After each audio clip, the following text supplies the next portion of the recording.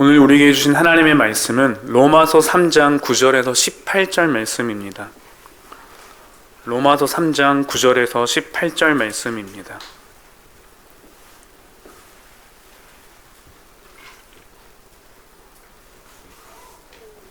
로마서 3장 9절에서 18절 한 절씩 교독하도록 하겠습니다. 그러면 어떠하냐? 우리는 나으냐? 결코 아니라. 유대인이나 헬라인이나 다 죄 아래 있다고 우리가 이미 선언하였느니라.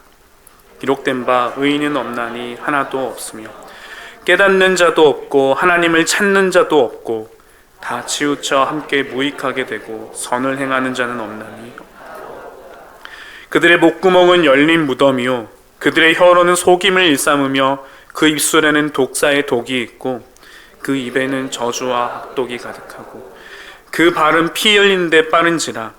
파멸과 고생이 그 길에 있어 평강의 그 길을 알지 못하였고 그들의 눈앞에 하나님을 두려워함이 없느니라 함과 같으니라. 함께 읽겠습니다. 우리가 알거니와 무릇 율법이 말한 18절까지군요. 네. 김용호 목사님 나오셔서 우리의 죄와 하나님의 사랑이라는 제목으로 말씀 전해주시도록 하겠습니다.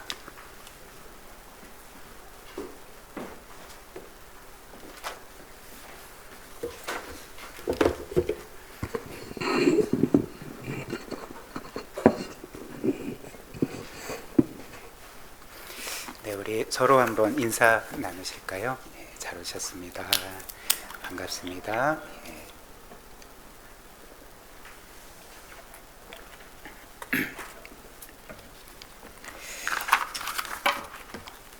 네, 올 한 해 우리 성도님들과 함께 거의 뭐 한 달에 한 번씩은 온 것 같습니다. 네, 이렇게 수요 예배 가운데 이렇게 말씀을 나누게 되는 참 은혜를 누렸는데, 네, 12월 마지막이고, 네, 그래서 들리는 얘기로는 김영희 목사님이 저의 은퇴식을 해주시겠다 이렇게 들었습니다. 네, 아무튼 감사드리고요. 오늘 이 말씀을 통해 우리가 또 우리의 죄와 하나님의 사랑을 깊이 또 묵상하고 은혜를 나누었으면 좋겠습니다. 우리가 지난번에 살펴본 로마서 말씀, 사도 바울이 이 로마서 이 말씀을 로마에 있는 교회 성도들에게 전하는 목적을 이제 이렇게 밝혔죠. 1장 15절 말씀처럼 내가 로마에 있는 너희에게도 복음을 전하기를 원한다. 이렇게 이 로마서의 저술 목적을 밝힌 후에 이제 곧바로 이 복음이 어떤 것인지를 그 두 구절에 요약해서 이렇게 말했습니다. 16절 17절인데요. 제가 읽어드리면 내가 복음을 부끄러워하지 아니하노니 이 복음은 모든 믿는 자에게 구원을 주시는 하나님의 능력이 됨이라. 먼저는 유대인에게요 그리고 헬라인에게로다. 복음에는 하나님의 의가 나타나서 믿음으로 믿음에 이르게 하나니 기록된 바 오직 의인은 믿음으로 말미암아 살리람과 같으니라. 그래서 이 복음이 우리를 구원하는 하나님의 능력이라는 것을 밝힌 후에 이제 18절부터 쭉 복음을 설명하는데, 처음에 이 복음의 내용이 우리가 기대하는 하나님의 사랑이거나 은혜가 아니라 이제 우리가 얼마나 심각한 죄인인지를 이제 쭉 설명하지 않습니까? 그래서 1장 18절부터 3장 8절에 이르기까지 이 사도 바울은 먼저 복음의 첫 부분으로서 우리의 죄성, 심각한 죄성에 대해서 설명을 합니다. 그리고 3장 9절에 이르러서 이제 1장 18절부터 3장 8절까지의 우리 사람의 죄, 그 심각성, 그리고 우리가 하나님의 진노와 심판 아래 있다는 것에 이제 결론을 이렇게 내리는 거죠. 3장 9절 한번 보십시오. 그러면 어떠하냐? 우리는 나으냐? 결코 아니라. 유대인이나 헬라인이나 다 죄 아래 있다고 우리가 이미 선언하였느니라. 이게 이제 결론인 거죠. 중간 결론인 것입니다. 그래서 이 말씀이 우리에게 알려주는 바가 무엇입니까? 종교 있는 율법 있는 유대인들뿐만 아니라 어떤 면에서는 율법 없는 헬라인들, 즉 세속적인 사람들조차도 다 죄 아래 있고 하나님의 심판 아래 있다. 이것이 바로 그 죄에 대한, 사람의 죄성에 대한 그 중간 결론이라 할 수가 있는 거죠.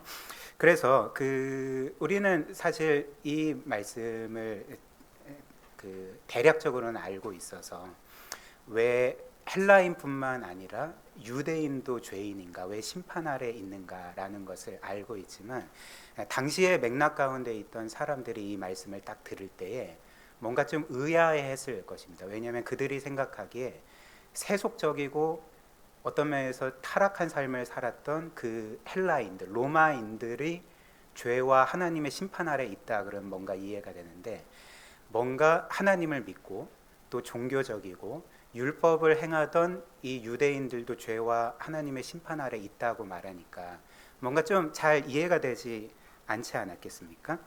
그렇다면 성경은 왜 헬라인뿐만 아니라 유대인들도 죄 아래 있다고 그렇게 말하고 있는가? 우리가 알다시피 사실 유대인들은 겉보기에는 율법을 철저하게 지켰습니다. 심지어 성경에 기록된 율법뿐만 아니라 그들이 임의로 만들어낸 총 613개의 그런 규칙들을 어찌됐든 철저하게 지키려고 애썼던 이들이 바로 이 유대인들이었던 거죠. 그러나 성경은 너희가 율법을 지킨 것처럼 생각하지만 실제로는 지킨 것이 아니다라고 말하고 있는 것입니다. 왜 그럴까요? 일단 율법이 요구하는 것은 그것을 받은 그 사람의 그 외적인 행동뿐만 아니라 그의 마음을 요구하기 때문에 그렇습니다. 그래서 마음으로도 하나님의 율법을 지키기를 요구하고 있기 때문에 그런 거죠. 예를 들면 그 주님께서 우리에게 이런 말씀을 하신 적이 있지 않습니까? 산상수훈에 보면 그 마태복음 5장에 보면 우리 주께서는 율법을 재해석하고 원래 의미를 풀어서 그들에게 전해 주셨습니다. 그래서 마태복음 5장 21절 22절 보시면 그 주께서 이렇게 말씀하셨죠. 옛사람에게 말한 바 살인하지 말라. 누구든지 살인하면 심판을 받게 되리라 하였다는 것을 너희가 들었으나 나는 너희에게 이르노니 형제마다 노하는 자마다 심판을 받게 되고 형제를 대하여 라가라 하는 자는 공회에 잡혀가게 되고 미련한 놈이라는 자는 지옥불에 들어가게 되리라. 무슨 말씀입니까? 그러니까 하나님의 기준은 행동으로 살인하지 않는다 할지라도 어떤 한 사람을 마음속으로 미워하고 증오하고 그 사람의 존재를 지워버리면 이제 그것 자체가 살인과 동일하다는 거죠. 또 27절 28절도 보면 이렇게 말씀합니다. 또 간음하지 말라 하였다는 것을 너희가 들었으나 나는 너희에게 이르노니 음욕을 품고 여자를 보는 자마다 마음에 이미 간음하였느니라. 행동으로 간음하지 않았을지라도 어떤 한 이성, 어떤 한 남자나 여자를 보고 마음속으로 음욕을 품은다면 그 하나님이 보시기에 그것은 이미 간음을 행한 일이다, 죄다라고 말씀을 하셨던 거죠. 제가 궁금한데 여기 원래 불이 안 들어옵니까? 네, 불이 나갔습니까? 네, 그랬습니까? 네. 뭔가 이렇게 어둡게 보여가지고 네. 네, 혹시나 해서 여쭤봤습니다. 그래서 어찌됐든 이렇게 율법은 우리의 외적인 행동뿐만 아니라 마음의 행동을 원하기 때문에, 마음의 온전함을 원하기 때문에 유대인들은 이런 면에 있어서 율법을 온전히 지키지 못했던 거죠. 늘 깨트리며 살았던 거죠. 또한 율법은 우리의 마음을 원할 뿐만 아니라 더 나아가서 사랑을 원했습니다. 즉 하나님을 사랑하고 이웃을 사랑하는 것을 원했던 거죠. 그 주께서 이와 관련해서 가장 큰 계명이 무엇인가라는 질문에 이렇게 답을 주셨습니다. 마태복음 22장 37절부터 40절입니다.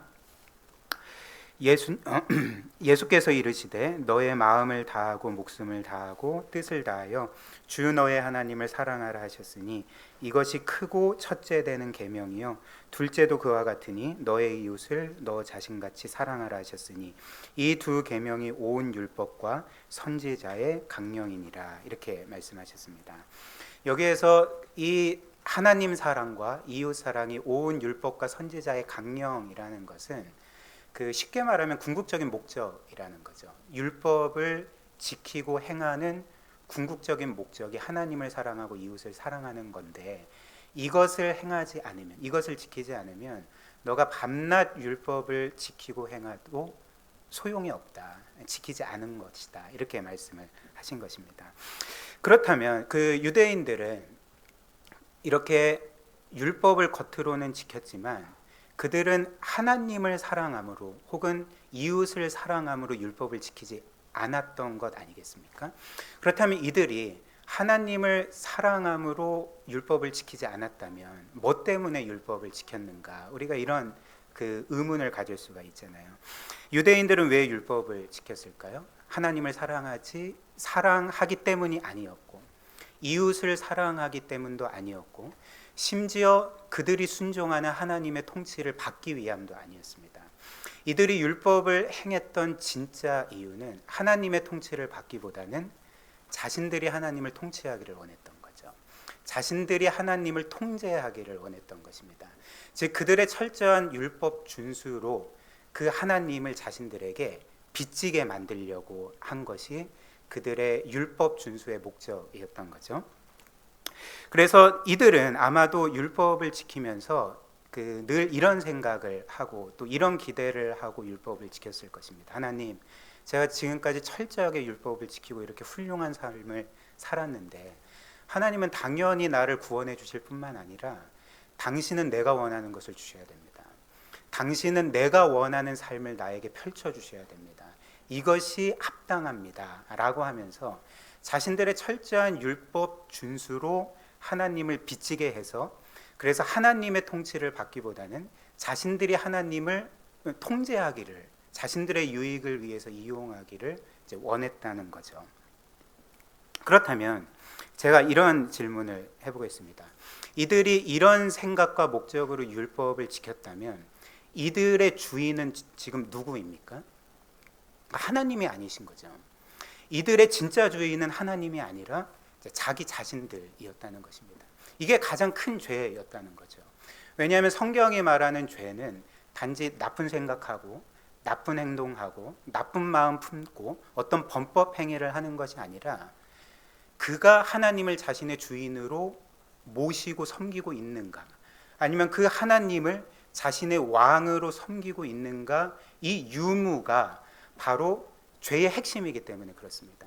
그래서 한 사람이 자신을 창조하고 자신에게 모든 것을 주고 그리고 자신을 늘 지금도 돌보고 계시는 그 하나님을 중심으로 살지 않고 자신이 자신의 삶의 주인 되고 자신이 이 세상의 중심인 것처럼 사는 것이 죄의 본질이기 때문에 유대인들은 그렇게 철저하게 율법을 지키고 있었음에도 불구하고 가장 큰 죄를 짓고 있었던 거죠. 하나님께 겉으로는 순종하는 것처럼 보여도 계속적으로 하나님께 반역하고 있었고 자신이 자신의 삶의 주인 노릇하고 있었다는 것입니다. 그러니까 이런 이유로 성경은 유대인들도 율법을 그렇게 철저하게 지켰던 너희도 죄 아래 있고 심판 아래 있다, 이렇게 말씀을 하는 거죠. 또한 이 로마서는 율법 있는 유대인뿐만 아니라 율법 없던 그 헬라인들, 즉 그 지금으로 따지면 이제 세속적인 사람들도 죄 아래 있고 심판 아래 있다, 이렇게 말씀합니다. 이것은 당연하지 않습니까?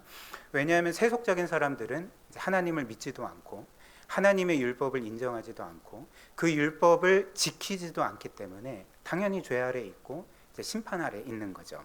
물론 여러분들도 아시다시피 이런 하나님을 믿지 않는 무신론자든지 세속적인 사람들이든지 이런 사람들 가운데서도 꽤나 도덕적이고 윤리적이고 괜찮은 삶을 살아가는 사람들이 있습니다. 그러니까 어떤 한 사람이 믿지 않는 사람 중에서도 도덕적으로 훌륭한 사람들이 있다. 그런데 이런 사람들을 어떻게 죄 아래 심판 아래 있다고 말할 수가 있느냐? 그러니까 이렇게 반론을 제기할 수 있지 않겠습니까? 그러나 제가 방금 말씀드린 것처럼 죄는 단지 도덕적인 문제가 아닙니다. 윤리적인 문제가 아닙니다. 죄의 핵심은 그가 누구를 주인으로 섬기는가의 문제인 거죠. 그 하나님이 그에게 진짜 주님이 되시고 왕이 되고 계신지의 문제이기 때문에 도덕적인 사람이라 할지라도 얼마든지 하나님께 죄를 지을 수 있고 반역하고 있다는 것을 우리가 성경을 통해 깨닫게 되는 거죠. 예를 한번 들어볼까요? 과거 왕정 국가의 한 사람이 굉장히 도덕적이고 윤리적인 삶을 살았다고 해봅시다. 그래서 모든 사람들이 와, 저 사람은 진짜 훌륭한 사람이야, 도덕적인 사람이야, 법 없이도 살 수 있는 사람이야, 이렇게 평가를 내리는, 그 칭송하는 사람이라고 합시다. 근데 그 사람에게 한 가지 단점이 있는데, 그것은 무엇이냐면 자신이 살던 나라의 왕을 무시하는 거예요. 그러니까 없는 존재로 치고 공공연히 자신의 이웃들과 사람들에게 너 그거 아니야? 이 나라의 왕이 아니라 내가 왕이야. 내가 이 나라의 중심이야. 내가 이 나라의 절대자야. 이런 식으로 말하고 다닌다면 그 사람은 사실 죄가 없는 게 아닌 거죠. 오히려 그 나라에서 가장 큰 죄를 짓고 있는 것 아니겠습니까? 또 다른 예를 들면 어떤 한 어머니가 홀로 돼서 자신의 외아들을 정말 지극정성으로 키웠다고 해봅시다. 모든 것을 쏟아붓고 헌신하고 희생해서 그 아들을 잘 키우고 좋은 교육을 받게 해서 결국에는 명문대학에 보냈다고 해봅시다. 근데 그 아들이 대학에 들어가자마자, 그리고 그 아들은 또 도덕적으로 윤리적으로 굉장히 훌륭한 아들인 거예요. 모든 이들에게 칭찬받는 아들인 거예요. 근데 그 아들이 대학에 들어가자마자 그 어머니와 관계를 끊고 전화도 안 받고 어머니를 없는 사람으로 무시하고, 그리고 지금까지 내가 이렇게 잘 된 것이 뭐 어머니의 공이 어디 있느냐 하면서 마치 자신이 자신의 힘으로 지금에 이른 것처럼 그렇게 말하고 다닌다면, 여러분들은 이런 사람을 과연 도덕적이고 윤리적이고 훌륭한 사람이라고 말할 수 있겠습니까? 그렇지 않죠. 모든 사람들이 이 아들을 비난할 것이고 어떤 면에서 페류나처럼 여기게 될 것입니다. 모든 사람들이 이 아들이 큰 죄를 짓고 있다고 생각을 하게 될 것입니다. 따라서 율법 없는 사람이, 하나님을 믿지 않는 사람이 아무리 도덕적으로 윤리적으로 훌륭한 삶을 산다 할지라도 그가 자신의 창조주, 자신에게 생명과 호흡과 모든 것을 주신 그 분을 없는 존재로 여기고 무시하고 그분을 거슬러 살고 자신이 자신의 삶의 주인 노릇한다면, 성경은 그게 가장 큰 죄다라고 말하는 거죠. 그게 너가 죄 아래 있고 심판 아래 있어야 될 가장 큰 이유다라고 말하는 것입니다. 그런데 사도 바울은 이렇게 유대인과 헬라인만 죄 아래 있다 이렇게 말하지 않고요. 사도 바울은 이렇게 말하는 거죠. 9절 한번 다시 보십시오. 그러면 어떠하냐? 우리는 나으냐? 결코 아니라. 유대인이나 헬라인이나 다 죄 아래 있다고 우리가 이미 선언하였느니라. 이 말씀을 한번 주의 깊게 살펴보십시오. 지금 사도 바울은 우리는 나으냐 결코 아니라라고 말할 때 이렇게 말하고 있는 것이 아닙니다. 나만 빼고 너희는 나으냐? 이렇게 말하는 게 아닌 거죠. 지금 사도 바울이 말하는 바는 무엇입니까? 그러니까 자신을 포함한 우리는 나으냐? 결코 아니다라고 말하고 있는 것입니다. 물론 사도 바울이 유대인이었기 때문에 이 말은 이런 의미도 될 수 있을 것입니다. 그러니까 우리 유대인이 믿지 않는 이방인들보다 나으냐? 그렇지 않다. 그러니까 이런 의미도 포함되지만 저는 이 말씀이, 이 사도 바울의 이 고백이 그것보다 훨씬 더 깊은 의미를 담고 있다 생각을 합니다. 지금 사도 바울은 그리스도를 믿는 나 사도를 포함해서 그 사람이 아무리 도덕적이고 또 훌륭하고 의롭다 할지라도 나와 이 세상에 그렇게 겉보기에 뛰어나고 훌륭한 모든 사람들을 포함해서 우리는 나으냐? 결코 아니라라고 자신을 죄인의 범주에, 지금 로마서가 말하고 있는 하나님의 심판을 받아야 마땅한 그 사람들의 범주에 자신을 포함시키고 있다는 것입니다. 그래서 사도 바울이 이 말을 할 때 우리는 나으냐? 결코 아니라라고 말할 때 지금 이 서신을 읽는 모든 사람들에게 이렇게 말하고 있는 것과 같다는 거죠. 여러분, 저는 구원받은 성도이고 심지어 이렇게 복음을 전하는 그리스도의 사도이지만, 그러나 저는 여러분들과 비교해서 나을 게 없습니다. 아니, 오히려 이 세상에서 가장 큰 죄인과 비교해서도 저는 전혀 나을 것이 없습니다. 왜냐하면 제가 이렇게 구원받은 것은 저의 어떤 자격이나 공로나 의로움 때문이 아니라 전적으로 하나님의 은혜로서 죄인의 괴수인 내가 구원받았기 때문에 바로 저도 여러분보다 낫지 않고, 그리고 여러분도 이 세상 어떤 죄인보다 낫지 않습니다라고 고백을 하고 있는 거죠. 사랑하는 여러분, 우리는 여기에서 그리스도인이 어떤 사람들인지를, 그 정의를 보게 되지 않습니까? 그리스도인이란 누구일까요? 단지 교회에 다니는 사람일까요? 아니면 성경에 대해서 어느 정도 지식을 갖고 있는 사람일까요? 그렇지 않죠. 물론 그것도 그리스도인의 한 단면을 보여주는 것이지만 그 그리스도인의 정체성은 아닌 거죠. 지금 이 말씀이 우리에게 알려주는 그리스도의 정체성은 어떤 것입니까? 그리스도인의 정체성은 어떤 것입니까? 그리스도인은 자신이 구원받은 이유가 결코 자신에게 있지 않다고 고백하는 사람이 그리스도인이라는 거죠. 나는 아무것도 아닙니다. 나는 죄인일 뿐입니다. 나는 오직 하나님의 은혜로서만 구원받은 사람입니다. 그렇기 때문에 나는 이 세상 어떤 사람보다 낫지 않습니다 라고 진실되게 고백할 수 있는 사람이 바로 성경이 말하는 그리스도인이라는 거죠. 사랑하는 여러분, 한번 생각을 해보십시오. 우리가 구원받은 것은 어떤 것 때문에 구원받은 것입니까? 그러니까 그리스도 때문에 구원받은 것 아니겠습니까? 우리는 그리스도에 보여주신 어떤 모범을 따랐기 때문에 구원받은 것이 아니라 그리스도께서 우리를 위해 죽으셨기 때문에 구원받은 것입니다. 그렇다면 이 사실이 우리에게 알려주는 바가 무엇입니까? 나를 구원하시기 위해서 그리스도께서 십자가에 못 박혀 죽임당하셔야 했다면, 그 정도라면 나는 그만큼 심각한 죄인이라는 것, 그만큼 그리스도가 아니면 아무 소망 없는 죄인이라는 것을 우리에게 보여주지 않겠습니까? 그러니까 우리가 이 그리스도의 십자가를 정말 믿는다면 우리는 나으냐라는 질문에 맞다라고 말할 수가 없고 결코 아니라라고 말할 수밖에 없다는 거죠.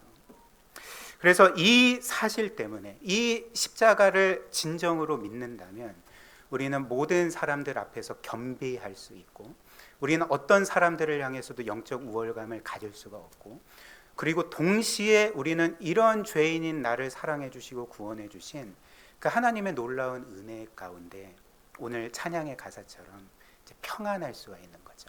확신을 얻을 수가 있는 거죠. 그렇다면 우리가 이제 이런 질문을 스스로 해봅시다. 여러분들은 어떠하십니까? 나는 내가 생각하기에 정말 다른 사람보다, 다른 사람과 비교해서 나을 것이 없는 사람입니까? 그리고 나는 믿지 않는 사람들뿐만 아니라 믿는 사람들과 비교해서도 나을 것이 없는 사람입니까? 이런 질문에 대해서 여러분들은 어떻게 답하시겠습니까? 즉 오늘 사도 바울이 우리는 나으냐, 당신은 나으냐라고 할 때 여러분들은 어떻게 답하시겠습니까? 그냥 그 성경 말씀대로 결코 아니라라고 말하고는 싶지만 속마음으로는 그래도 내가 저 지체보다는 좀 낫지 않을까, 혹은 저 사람보다 낫지 않을까 생각이 된다면 우리는 우리 자신의 신앙을 처음부터 점검해 봐야 된다는 거죠. 내가 정말 십자가를 알고 있는 사람인지, 내가 정말 예수 그리스도께서 나를 위해 죽으실 만큼 심각한 죄인이라는 것을 그냥 어떤 교리적인 지식을 반복해서 되풀이하는 게 아니라 내가 그 사실을 정말 믿고 있는지, 내가 정말 그 은혜를 경험한 사람인지, 그리고 그 은혜로서 나를 한없이 낮추고 하나님을 한없이 높이는 사람인지를 우리가 우리의 신앙을 처음부터 점검해 보아야 한다는 것입니다. 그 다음 사도 바울은 계속해서 죄인의 특징에 대해서 또 말합니다. 11절과 12절인데요. 한번 보십시오. 깨닫는 자도 없고 하나님을 찾는 자도 없고 다 치우쳐 함께 무익하게 되고 선을 행하는 자는 없나니 하나도 없도다, 이렇게 말합니다. 앞서 말한 것처럼 이 11절 12절의 말씀은 율법 없는 헬라인들에게는 어느 정도 맞는 말인 것 같은데, 사실 그 율법을 잘 지키고 행하던 그 유대인들에게는 이제 틀린 말처럼 들리지 않습니까? 왜냐하면 여기에서 누구도 지금 하나님을 찾지 않는다. 헬라인이든 유대인이든 하나님을 찾는 자가 아무도 없고 선을 행하는 자도 없다라고 할 때 유대인들이 이 말을 들으면 나는 하나님을 찾고 있다. 그리고 어느 정도 선을 행하고 있다라고 이렇게 반박하지 않았겠습니까? 그러나 성경은 헬라인뿐만 아니라 종교적인 유대인들도 하나님을 찾지 않는다. 너희들은 하나님을 찾는 자들이 아니다라고 말하고 있는 거죠. 그렇다면 성경은 왜 유대인들도 하나님을 찾지 않는다고 말할까? 하나님을 겉보기에는 찾는 것 같은데 왜 찾지 않는다고 말할까? 왜 그럴까요? 그러니까 앞서 본 것처럼 유대인들은 하나님을 철저하게 예배하고 안식일을 지키고 율법을 철저하게 지켰음에도 불구하고 이제 이 모든 것이 하나님 자신을 위함이 아니었기 때문에 그렇습니다. 자기 자신들을 위함이었기 때문에 성경은 이들에게 하나님을 찾는 자가 한 명도 없다, 한 사람도 없다라고 하는 거죠. 예를 들면 제가 앞에서 말씀드린 것처럼 유대인들이 율법을 철저하게 준수하는 목적은 하나님의 통치를 받기 위함이 아니라 이제 하나님을 통제하기 위함이었다 이렇게 말씀드리지 않았습니까? 그러니까 자기의 유익을 위해서 하나님을 자신들에게 비치게 만들고 그래서 하나님으로부터 자신들이 원하는 것을 얻어내기 위해서 이제 율법을 철저하게 준수했던 거죠. 그렇다면 이는 정말 하나님을 찾는 것입니까? 이들은 지금 누구를 찾는 것입니까? 그러니까 하나님을 찾는 게 아니라 자기 자신들을 찾고 있는 거죠. 자기 자신의 유익을 찾고 있는 거고 자기 자신들의 명예를 찾고 있는 것 아니겠습니까? 그래서 이런 이유로 12절은 그러니까 11절은 너희는 하나님을 찾지 않는다 라고 말하고 12절은 이어서 이제 이렇게 말하는 거죠. 다 치우쳐 함께 무익하게 되고 선을 행하는 자는 없나니 하나도 없도다 이렇게 말하고 있습니다. 이와 관련해서 팀 켈러 목사님이 그분의 설교 중에 이런 예화를 전해 주신 적이 있습니다. 굉장히 재밌는 예화인데요. 옛날 옛적에 한 농부가 살았습니다. 근데 그 농부는 그 나라 왕을 너무 사랑하는 거예요. 너무 존경하고 그 왕이 어떤 면에서 자신의 전부인 것입니다. 그래서 이 농부가 자신의 과수원에서 수확한 사과 중에 그 해에 따라 이제 풍년이었고 풍작이었던 것입니다. 그래서 굉장히 탐스럽고 맛있는 사과를 수확하게 됐습니다. 그래서 이 사람은 왕을 너무나도 사랑하고 존경했기 때문에 그 중에서도 최상품 사과 5알을 따서 왕에게 가서 이제 이렇게 말하는 거죠. 왕이시여, 이 사과들은 지금까지 제가 본 사과 중에 최고의 사과입니다. 가장 크고 훌륭하고 맛있는 사과입니다. 저는 이 소중한 사과를 제가 사랑하고 존경하는 왕에게 드립니다. 제발 이 사과를 받아주십시오라고 왕에게 말을 했던 거죠. 그리고 이 왕은 이 농부의 마음에 감동을 받았던 거죠. 그래서 너무나도 기쁘고 감동스러운 나머지 이제 이 농부에게 사과의 답례로서 사과 5개 줬잖아요. 그러니까 황금 덩어리 5개를 그 농부에게 준 것입니다. 그리고 그것을 옆에서 지켜보던 신하가 이제 속으로 이렇게 생각을 했던 거죠. 와, 사과 5개, 황금 5덩어리면 내가 왕에게 말을 바치면 얼마나 큰 황금 덩어리를 받을까. 그러니까 이렇게 생각을 하고 이제 그 다음 날 자신이 기르던 말 중에 좀 괜찮은 5필의 말을 왕에게 가지고 와서 이렇게 말한 거죠. 왕이시여, 지금까지 이 말들은 제가 기른 말들 중에 최고의 말들입니다. 저는 제가 사랑하고 존경하는 왕에게 이 말을 드립니다. 이렇게 했습니다. 근데 그때 이제 이 왕은 이 신하의 마음을 간파했습니다. 그러니까 어떤 의도로 어떤 목적으로 이 말들을 끌고 왔는지를 단번에 알았던 거죠. 그래서 이 왕이 이 신하에게 그래, 고맙다, 선물 잘 받겠다, 그러니 이제 돌아가 봐라 이렇게 말했던 거죠. 그러니까 이 신하가 어땠겠습니까? 굉장히 우울해지면서 크게 낙심하여 왕궁을 떠나려고 하던 차에 이 왕이 그 신하를 불러서 이제 이렇게 말하는 거죠. 얘야, 어제 그 농부는 사과 5개를 나를 위해 바쳤다. 그러나 너는 오늘 너의 말들을 나를 위해서가 아니라 너를 위해서 바쳤구나 라고 이렇게 말했답니다. 사랑하는 여러분, 이것이 하나님을 찾는 자가 없다는 의미가 되는 거죠. 따라서 이는 하나님을 믿지 않는 사람들에게만 해당되는 것이 아니라 겉보기에 하나님을 잘 믿는 사람도 하나님을 찾지 않을 수가 있다는 거죠. 어떤 선도 행하지 않고 있을 수가 있다는 것입니다. 왜 그럴까요? 왜냐하면 한 사람이 하나님을 진짜 믿는다고 하면서도 그가 진짜 원하는 것은 하나님이 아닐 수 있고 오히려 하나님으로부터 얻어낼 수 있는 어떤 것일 수 있기 때문에 그렇습니다. 즉 그런 사람들은 대체적으로 하나님을 믿는다고 하면서도 하나님의 통치를 받기를 원하지는 않는 거죠. 율법을 지키고 있으면서도 불구하고 하나님의 통치를 받기는 싫어하고, 그리고 하나님을 믿는다고 하면서 그 하나님의 영광을 위해 살기보다는 그 하나님을 자신의 죄송합니다, 꼬봉처럼 여기는, 시녀처럼 여기서 자신의 유익을 위해 이바지하게 하는, 그렇게 이용하려고 하고, 그래서 자신은 열심히 아무튼 신앙생활을 하고 율법도 지키고 훌륭하게 살았는데 하나님이 내가 생각하는 것만큼 나를 대해 주시지 않고 뭔가 부당하게 대하신다고 생각을 하면 어떻게 되겠습니까? 분노하는 거죠. 그리고 이제 이 사람이 하나님을 믿고 순종해야 될 동기가 없어져 버렸기 때문에 그런 사람은 신앙을 버릴 수도 있다는 것입니다. 그래서 결국 이런 사람들의 삶의 주인은 이제 하나님이 아니라 자기 자신이고, 그렇기 때문에 성경은 이들을 향해서, 우리를 포함해서 이들을 향해서 하나님을 찾는 자가 한 사람도 없고 선을 행하는 자도 없도다라고 말하고 있는 것입니다.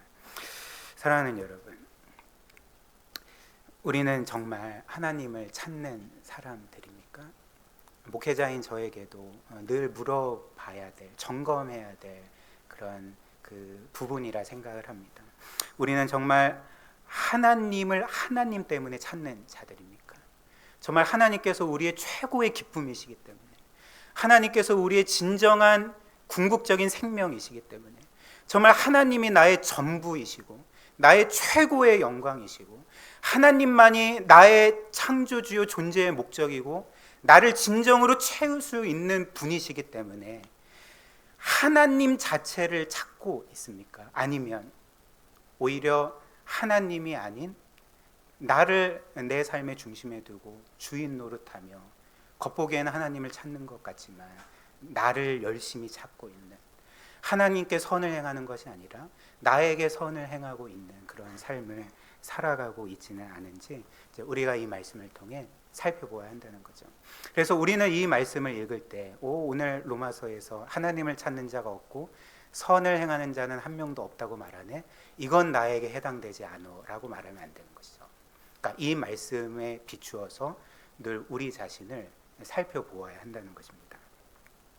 그 다음 사도 바울은 죄인의 특징을 또 이렇게 말합니다. 13절부터 15절입니다. 13절, 그들의 목구멍은 열린 무덤이요 그 혀로는 속임을 일삼으며 그 입술에는 독사의 독이 있고 그 입에는 저주와 악독이 가득하고 그 발은 피 흘리는데 빠른지라, 이렇게 말씀합니다. 죄인에 대한 묘사인 거죠. 그리고 어떤 면에서 보편적인 인간에 대한 묘사입니다. 근데 사실 이런 말씀이 자기 자신에 대한 묘사라고 생각하는 사람은 아무도 없을 것입니다. 여러분들도 이 13절부터 15절의 말씀을 읽으면서 그래, 이것은 나에 대한 이야기지 라고 생각하는 사람은 별로 없을 것입니다. 그리고 오히려 이런 말을, 이게 성경의 말씀이 아니라면, 성경 말씀이 아니라면 누군가가 나에게 이런 말을 하는 게 나에게는 끔찍한 욕설이 될 것이고 저주가 될 것입니다. 예를 들면 제가 지난번에도 신진원 집사님 말씀 예로 들었는데 예를 들면 제가 신진원 집사님께 카톡 메시지를 보내는데, 집사님, 제가 지금까지 곰곰이 생각을 해보니까 집사님의 목구멍은 열린 무덤이고 그 혀로는 속임을 일삼고 그 입술에는 독사의 독이 있고 등등 이렇게 보냈다고 해봅시다. 그 집사님은 저에게 이런 카톡 메시지를 받고 어떻게 할까요? 물론 이제 집사님은 사랑이 충만하기 때문에 이제 저를 이제 국률이 여기고 아 그래 이런 목사님도 사랑해야지 용서해야지 그렇게 할 겁니다. 근데 일반적으로 이런 메시지를 받으면 어떻게 될까요? 그러니까 당장 관계를 끊겠죠. 그 절연할 것입니다. 그리고 그 수신 차단 당하게 되겠죠. 그렇다면 이 성경의 말씀은 너무 과한 것입니까? 지금 성경은 뭔가 극단적으로 이야기하고 있고 뭔가 과장해서 말하고 있는 것입니까? 그렇지 않죠. 성경의 말씀은 이 세상 모든 것 중에 가장 최고의 진리입니다. 가장 정확한 사실인 거죠. 그렇기 때문에 13절부터 15절의 이 묘사 또한 우리 자신에 대한 정확한 묘사라는 것입니다. 그렇다면 성경이 맞다면 우리를 포함해서 왜 사람들은 이런 말씀을 들을 때 이제 불쾌해하고 불편해하고 때로는 분노하게 되는가? 왜 그렇게 하는가? 왜 그럴까요? 그러니까 성경은 이에 대한 답을 사람들이 영적으로 눈멀어 있기 때문에 그렇다 이렇게 말하는 거죠. 영적으로 눈멀어 있기 때문에 자기의 본 모습을 보지 못하고 있다라고 말하고 있는 것입니다. 예를 들면 그 성경은 구원받기 전에 모든 사람의 상태를 하나님의 심판 아래 있다라고 말할 뿐만 아니라 영적으로 눈멀어 있다라고 말하는 거죠. 예를 들면 그 에베소서 5장 8절을 보면 이제 이런 말씀이 있습니다. 너희가 전에는 어둠이더니, 여기에서 어둠이더니라고 말하는 것은 단지 그냥 어둠 가운데 있다라고 하는 정도가 아니라 너희의 존재 자체가 어둠이었다라는 말 아니겠습니까? 그래서 이제는 주 안에서 빛이라 빛의 자녀들처럼 행하라. 그리고 요한복음 12장 46절에 주님도 이렇게 말씀하셨습니다. 나는 빛으로 세상에 왔나니 무릇 나를 믿는 자로 어둠에 거하지 않게 하려 함이로다. 그러니까 성경은 구원받기 전에 우리가 철저한 어둠 가운데 있었지만 주께서 이 세상에 오셨을 때 빛으로 오셨고 우리를 그 빛으로 비추셨고 그리고 빛으로 그 나아간 것을 이제 구원이라 말하고 있는 거죠. 그 예를 들면 그 제가 그 어릴 때 방학 때마다 그 시골에 내려가서 한동안 지낸 적이 있습니다. 근데 그 지금으로부터 거의 뭐 30년 넘은 그 시점이니까 그때 시골에는 뭐 도시처럼 네온 사인도 없고 가로등도 없기 때문에 아마 시골에서 사신 분들은 다 아시겠지만 밤이 돼서 불을 다 꺼버리면 그냥 암흑천지입니다. 그러니까 아무것도 보이지 않습니다. 특별히 방 안에 누워서 이제 전등을 꺼버리면 진짜 말 그대로 암흑이거든요. 그래서 내 앞에 뭐가 있는지 그리고 내가 지금 뭘 쥐고 있는지 내가 뭘 밟고 있는지 진짜 아무것도 보이지 않는 거죠. 그러니까 성경이 말하는 우리가 구원받기 전에 영적으로 암흑이다. 너희는 어둠이었다라는 것이 이제 이런 의미가 되는 것입니다. 그래서 우리는 영적으로 눈멀었고 철저한 흑암 아래 있었기 때문에 하나님도 보지 못하고 하나님도 알지 못하고 우리 자신의 본 모습도 보지 못해서 우리가 마치 괜찮은 사람인 것처럼 우리 스스로의 힘으로 살아갈 수 있는 것처럼 우리는 그 상황 파악을 잘 못했던 거죠. 그렇다면 이런 사람들이 그 인생의 어느 시점에 하나님을 어떻게 알게 됩니까? 그러니까 빛을 비추시는 거죠. 하나님께서 그분의 성령을 통해서 우리에게 빛을 비춰주시고 즉 우리의 죽은 영혼을 거듭나게 하시고 빛을 보게 하시고 특별히 이 성경 말씀에 기록된 하나님의 말씀과 복음의 빛을 받게 하셔서 그때 비로소 우리가 하나님을 정확히 보게 되고 우리 자신을 정확히 보게 되고 구원의 길과 참된 복된 길을 정확히 보게 돼서 그 길로 나아가게 되지 않았겠습니까? 이것이 이 빛과 어둠에 대한 성경의 말씀인 거죠. 그래서 우리가 처음 빛을 접했을 때를 한번 생각을 해보십시오. 그 전까지는 어둠 가운데 있다가 하나님께서 비춰주시는 이 진리와 복음의 빛을 받아서 우리 자신의 본 모습을 처음으로 보고 깨닫게 되었을 때 우리는 우리의 본 모습을 그 어떤 모습으로 보게 되었습니까? 그러니까 내가 하나님 앞에 얼마나 크고 심각한 죄인인지 얼마나 더러운 죄인인지를 그때야 비로소 아무 소망 없는 죄인임을 그때야 비로소 보게 되지 않았습니까? 저도 회심했던 20대 초중반에 이제 이런 경험을 했습니다. 여러분들도 마찬가지겠죠. 그때 저는 신학교에 다니고 있었는데 불행하게도 그 신학교 1학년 때는 주님을 모르다가 신학교 2학년 때 비로소 그 복음을 통해 그리스도를 인격적으로 만나게 됐습니다. 그리고 그때 늘 제가 하던 일은 그 저희 신학교 뒤편 그 뒷산에 보면 이제 기도굴이 쭉 있거든요. 이제 거기에 늘 올라가서 기도굴에 들어가서 진짜 목이 터져라 이런 기도만 하는 거예요. 주되게. 그러니까 두 가지 기도를 한 거죠. 하나님, 저는 벌레 같은 죄인입니다. 저는 정말 더러운 죄인입니다. 그러니까 제가 생각할 수 있는 온갖 최악의 표현을 사용해서 나의 죄됨을 고백하고, 그러나 나 같은 죄인을 구원해 주신 그 하나님의 사랑을 찬양했던 기억이 납니다. 물론 그 신앙이 없는 세상 사람들은 이런 그 저의 모습을 보면서 저 친구는 뭔가 자존감에 문제가 있구나, 그리고 저 친구는 뭔가 정서적으로 문제가 있구나, 이렇게 생각하지 않겠습니까? 그러나 그렇지 않죠. 이 하나님의 진리의 빛을 받은 사람, 자신의 본 모습을 깨달은 사람은 자신을 하나님 앞에서 아무 소망 없는 죄인으로 고백할 수밖에 없다는 거죠.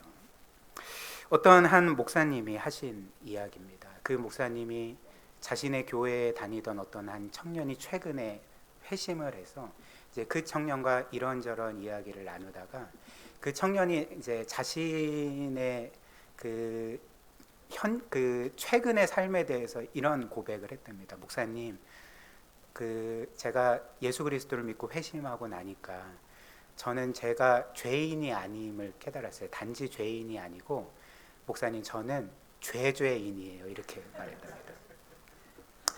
그러니까 그냥 죄인이 아니라는 거예요. 저는 죄인입니다. 이렇게 말했답니다. 그리고 제가 이제 광주에 내려오기 전에 7년 동안 그 서울의 남서울교회라는 곳에서 사역을 했는데요. 저의 그 스승이신 화정부 목사님께서 설교 중에 자주 하시던 말씀이 이거였습니다. 사랑하는 여러분, 사랑하는 여러분, 우리는 모두 국가대표급 죄인입니다. 이런 말을 자주 하셨거든요. 근데 지금 생각을 해보면 우리는 사실 국가대표급 죄인이 아닙니다. 우리는 우주 대표급 죄인입니다. 그렇지 않습니까? 사랑하는 여러분, 우리에게는 이런 자각이 있습니까? 그리고 이런 고백을 진실하게 하나님께 또 사람들 앞에서 할 수가 있습니까? 만약 자기 자신을 그리스도인이라고 생각하면서 그리고 굳게 믿고 있음에도 불구하고 단 한 번도 자기 자신에 대해서 나는 소망 없는 죄인이다라고 고백한 적이 없는 사람은 불행하게도 아직 그리스도인이 아닌 거죠. 따라서 그런 사람들은 어떻게 해야 되겠습니까? 그러니까 하나님께 자신에게 빛을 비춰주시도록, 자신의 본 모습을 깨닫게 해주시도록 간절하게 기도해야 될 뿐만 아니라 동시에 이렇게 심각한 죄인을 위해서 하나님께서 그분의 외아들까지 아낌없이 내어주신 그 사랑의 깊이와 넓이와 그 높이를 깨닫게 해달라고 간절하게 기도해야 한다는 것입니다. 그리고 바울은 또 이어서 죄인의 특징을 이렇게 말합니다. 16절 17절입니다. 16절, 파멸과 고생이 그 길에 있어 평강의 길을 알지 못하였고, 파멸과 고생이 그 길에 있어 평강의 길을 알지 못하였고, 이렇게 말합니다. 이 말씀처럼 모든 죄인들의 삶에는 파멸과 고생이 있습니다. 파멸과 고생이 있는 거죠. 왜 그럴까요? 우리는 보통 죄인의 삶에 파멸과 고생이 있는 것은 하나님이 심판하시기 때문에 그런 걸 거예요. 하나님이 궁극적으로 심판하시기 때문에 파멸과 고생이 있는 거지, 그렇게 생각을 할 것입니다. 물론 이제 그것도 맞지만, 그러나 그 성경이 우리에게 알려주는 사실은 하나님의 당장의 심판이 없더라도, 그러니까 궁극적인 심판이 없더라도 죄인은 그의 평생의 삶 가운데 파멸과 고생을 경험하며 살게 된다는 거죠. 끝없이 파멸이 있고 고생이 있다는 것입니다. 심판이 없다 할지라도. 왜 그럴까요? 왜냐하면 이 죄라는 것은 하나님께서 우리를 창조하실 때 정하신 우리 존재의 디자인이 아니기 때문에 그렇습니다.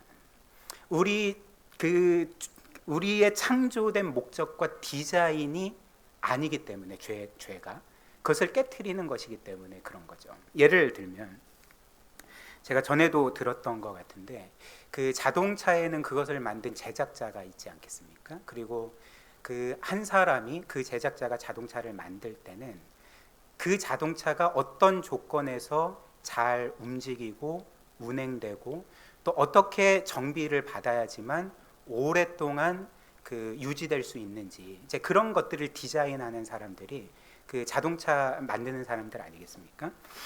그런데 이제 그 예를 들면 그 제가 타고 다니는 차가 그 휘발유 차입니다. 휘발유 차고 그리고 제 차를 만든 제작자도 매뉴얼에 이 차는 휘발유 차니까 휘발유만 넣으시오 이렇게 분명히 적어놨는데 제가 이런다고 생각을 해보십시오. 뭐 내가 왜 제작자의 말을 들어야 돼? 제작자가 뭔데?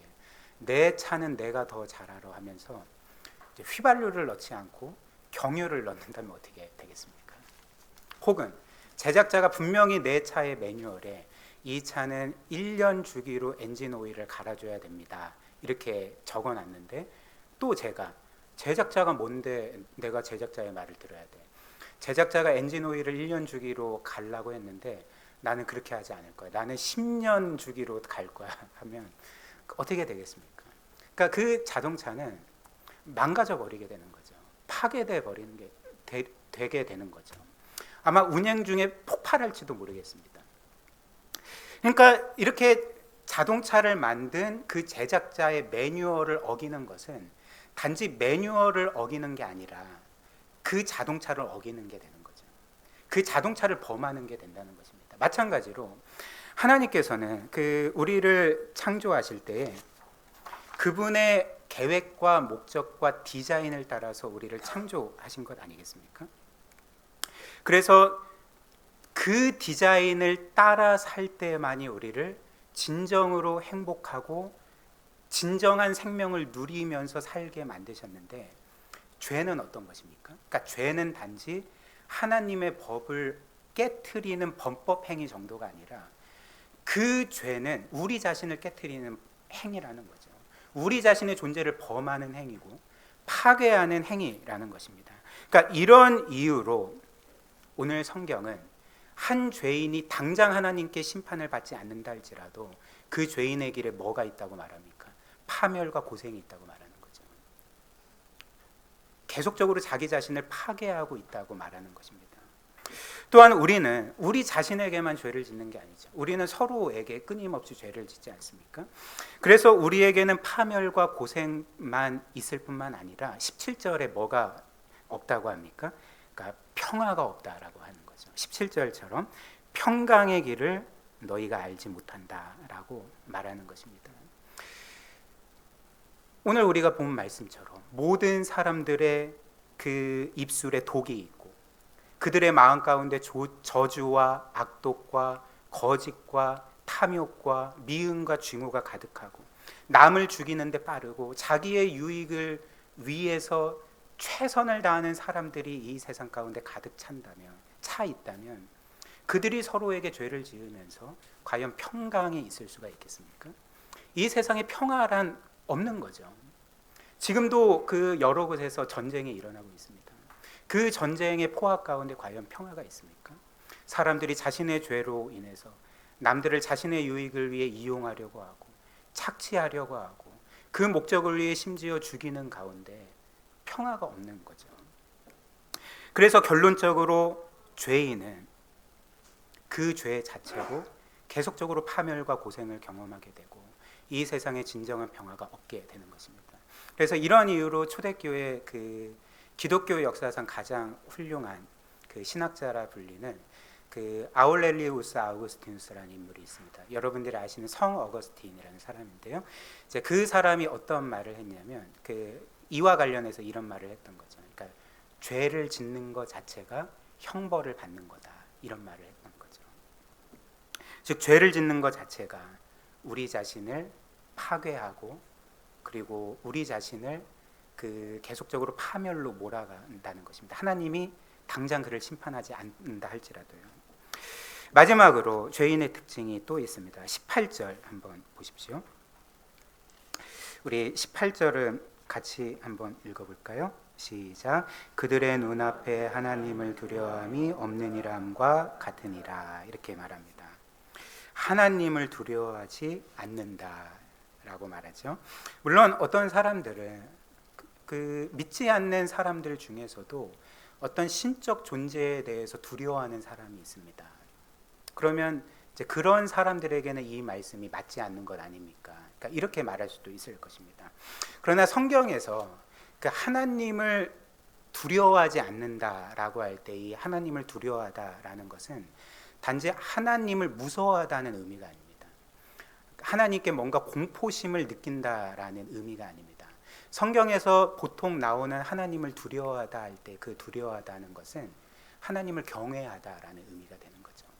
그래서 그 하나님께서 정말 우리가 상상도 못할 만큼 너무나도 위대하시고 영광스러우시고 무한한 그 영광 가운데 거하시는 분이기 때문에 한편으로는 그분의 그 무한한 능력과 위엄과 권능과 영광으로 인해서 두려워하지만 동시에 그 찬란한 영광에 매혹되어서 그분을 사랑하게 되고 그분께 가까이 나아가고 싶고 그분의 품에 안기고 싶은 그리고 순종하고 싶은 그 마음이 바로 하나님을 두려워하는 것, 경외하는 것의 의미가 되는 거죠.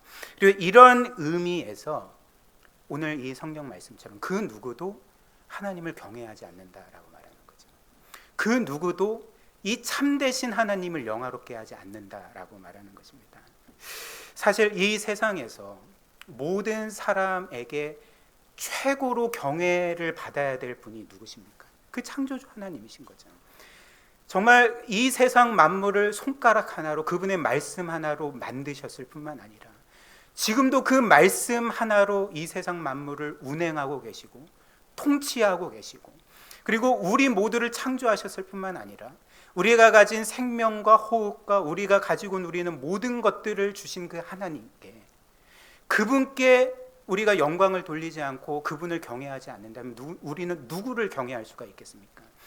정말 이 세상 모든 사람들이 가장 마땅하게 의무적으로 경외해야 될 분이 하나님이심에도 불구하고 성경은 이 위대하신 분을 위대하게 대하지 않고 있고 이 영광스러운 분을 영광스럽게 대하지 않고 있고 이렇게 경외해야 될 분을 그 누구도 경외하지 않고 있다라고 말하고 있는 것입니다. 이것이 사도 바울이 이제 마지막에 말하는 우리 보편적인 사람의 죄의 본질이 되는 거죠. 그런데 만약 로마서가 이렇게 3장 8절에서 끝난다면 이 로마서를 읽는 모든 사람들은 절망할 수밖에 없을 것입니다. 우리가 이렇게 죄인이구나. 우리가 이렇게 하나님의 진노와 심판 아래 있는 거구나. 우리는 아무 소망 없는 거구나. 그러니까 여기에서 우리는 끝나고 절망하게 되지 않겠습니까? 그러나 놀라운 은혜가 무엇입니까? 로마서는 여기에서 끝나지 않는다는 거죠. 아직까지 13장이 남았습니다. 그리고 성경 전체의 궁극적인 메시지도 로마서의 궁극적인 메시지뿐만 아니라 성경의 궁극적인 메시지는 너희는 죄인이고 너희는 하나님의 심판을 받을 거다라는 것이 아닙니다. 결코 그런 게 아닌 거죠. 도리어 하나님이 죄에 대해서 지적하시고 또 이 심판에 대해서 우리에게 알리시는 궁극적인 목적은 심판하시기 위함이 아니라 내가 이런 너희를 사랑한다. 내가 이런 너희를 구원하기를 원한다. 내가 이런 너희를 귀하게 여겨서 너희를 다시금 나의 품으로 인도하기를 원한다. 이것이 바로 성경의 궁극적인 메시지라는 것입니다. 그렇기 때문에 하나님께서는 이런 죄인들인 우리를 사랑하사 구원하시기 위해서 행하신 일이 무엇입니까? 원래 죄 때문에 우리가 정죄받고 심판받아 죽었어야 했지만 그러나 그 하나님께서는 우리를 죽이시는 대신 그분의 아들을 죽이셨고 우리를 심판하시는 대신 그분의 아들을 심판하심으로써 우리를 영원토록 구속하신 것 그리고 그 아들 대신 우리를 그분의 양자로 삼으신 것이 하나님께서 우리에게 행하신 놀라운 구원이라는 것입니다. 사랑하는 여러분, 우리가 이 사실을 정말 믿는다면 오늘 어떤 면에서 우리로 하여금 두렵게 만들고 심판의 공포를 느끼게 만드는 이 로마서 3장의 말씀이 더 이상 우리에게 두려움이 되지 못하는 거죠. 우리를 절망하게 만들지 못하는 것입니다. 도리어 우리로 하여금 전율하게 만들고 감격하게 만들고 우리로 하여금 이 세상 어떤 것도 줄 수 없는 평안과 확신을 얻게 만들지 않습니까? 왜 그렇습니까? 왜냐하면 이런 죄인을 하나님이 이렇게 사랑해 주시다니, 어떻게 나 같은 죄인을 위해 그 아들을 내어주실 수가 있는가? 어떻게 이런 죄인을 이 세상 만물 가운데 가장 보석과 같은 존재로 소중하게 여겨주실 수가 있는가? 어떻게 그분의 원수였던 나를 그분의 아들로 받아주실 수가 있는가? 이것들을 대비하여 깨닫게 됨으로써 오히려 이 죄와 심판에 대한 메시지조차도 우리를 감격하게 만들고 전율하게 만들고 우리를 기쁘게 만들고 감사하게 만든다는 것입니다. 특별히 우리는 이 사랑을 단지 어떤 보편적인 불특정 다수를 향한 하나님의 사랑으로 받기보다는 이 사랑을 하나님이 우리에게 주신 그분의 개인적인 사랑으로 반드시 믿어야 됩니다.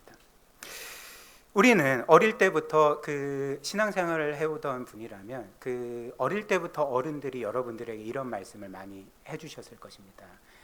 너는 예수를 그냥 믿으면 안 되고 예수님을 인격적으로 만나야 돼, 이런 말을 우리가 자주 듣지 않았겠습니까? 그렇다면 그 어릴 때부터 우리가 들어왔던 그리스도를 인격적으로 만난다는 것은 무슨 의미겠습니까? 어떤 신비한 체험을 한다는 것일까요? 그러니까 그렇지 않고 오늘 말씀이 우리에게 알려주는 것처럼 이렇게 그리스도를 인격적으로 만난다는 것은 오늘 성경이 우리에게 알려주는 이 하나님의 놀라운 사랑과 은혜와 희생과 그리스도의 그 십자가 죽음과 구원이 과거에는 나의 이야기 같지 않았는데, 나와는 별로 상관없는 이야기 같이 들렸는데 어느 순간 나를 향한 사랑, 나를 위한 희생, 나를 위한 죽음, 나를 위한 하나님의 놀라운 은혜로 깨달아지고 받아들여지는 것이 바로 그리스도를 인격적으로 만난다는 의미가 되는 거죠. 바로 이 복음, 이 하나님의 놀라운 사랑과 은혜와 십자가 죽음을 나를 향한 개인적인 하나님의 사랑으로 받아들이지 않는다면 우리는 이 복음을 통해서 기뻐할 수가 없는 것입니다. 그래서 이에 대해서 사도 바울이 이렇게 말하는 거죠. 갈라디아서 2장 20절입니다. 내가 그리스도와 함께 십자가에 못 박혔나니 그런즉 이제는 내가 사는 것이 아니요 오직 내 안에 그리스도께서 사시는 것이라. 이제 내가 육체 가운데 사는 것은 나를 사랑하사 나를 위하여 자기 자신을 버리신 하나님의 아들을 믿는 믿음 안에서 사는 것이라. 지금 사도 바울의 고백을 눈여겨보십시오. 지금 사도 바울은 이렇게 말하고 있지 않습니다. 우리를 사랑하사 우리를 위하여 자기 생명을 내어주신 우리 구세주라고 말하지 않고 뭐라고 말합니까? 나를 사랑하사 나를 위하여 자신의 전부를 내어주신 나의 구세주 예수 그리스도를 내가 찬양합니다 라고 말하고 있는 것입니다. 이 복음이 나를 위한 복음이 되어야 되는 거죠. 이 놀라운 사랑이 나에게 개인적으로 베푸신 그 사랑으로 믿겨져야 되고 경험되어야 한다는 것입니다. 그렇다면 여러분들은 정말 이 놀라운 하나님의 사랑을 나를 위한 사랑, 나를 사랑하사 나를 위해 자기 자신을 버리신 나의 구세주 예수 그리스도로 믿고 고백하실 수가 있겠습니까? 그리고 우리에게는 이 사도 바울의 이런 놀라운 고백과 은혜의 감격을 담아 드리는 찬양이 있습니까? 그리고 이런 놀라운 은혜로 인해서 우리는 하나님께 정말 순종하고자 하는 마음을 표현할 뿐만 아니라 실제로 그분께 감사함으로 순종하는 삶을 살고 있습니까? 마지막으로 찬송가 149장 우리가 잘 아는 주 달려 죽은 십자가 4절 말씀 그 가사입니다. 한번 보십시오. 온 세상 만물 다 가져도 주 은혜 다 못 갚겠네. 놀라운 사랑 받은 나 몸으로 재물 삼겠네. 이 고백이 우리 사랑하는 여러분들과 또 저의 고백이 되기를 주님의 이름으로 축복합니다. 이 시간 우리 잠시 제가 기도하도록 하겠습니다. 하나님, 오늘 우리는 로마서 말씀을 통해서 우리가 얼마나 크고 심각한 죄인인지, 우리 스스로는 그 어떤 희망도 발견할 수 없는 자들임을 다시 한번 깊이 깨닫게 됩니다. 그러나 우리는 이런 죄와 심판에 대한 말씀 때문에 절망하지 않습니다. 위축되지 않습니다. 왜냐하면 우리와 같은 죄인을 위해 하나님은 놀라운 사랑을 베푸셨고, 우리와 같은 죄인을 위해 그 아들까지 아낌없이 내어주실 정도로 이미 우리를 영원토록 받아주셨기 때문입니다. 이 놀라운 사랑을 찬양합니다. 하나님께 모든 영광을 돌립니다. 또 이것을 늘 기억하며 하나님을 위해 순종하는 삶 살게 하여 주시옵소서. 감사드리오며 예수 그리스도의 이름으로 기도드립니다. 아멘.